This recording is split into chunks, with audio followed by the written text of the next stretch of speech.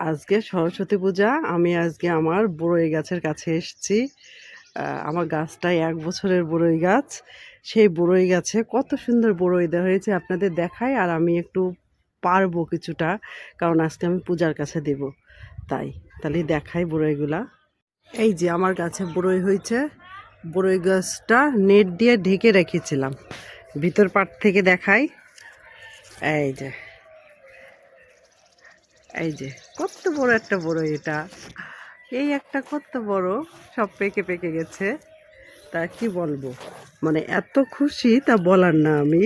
আমার বড়ই গাছটা আমি বড়ই খেয়ে বিচি ছাদে ফেলেছিলাম, তখন হচ্ছে গেল বছর ফেলেছিলাম।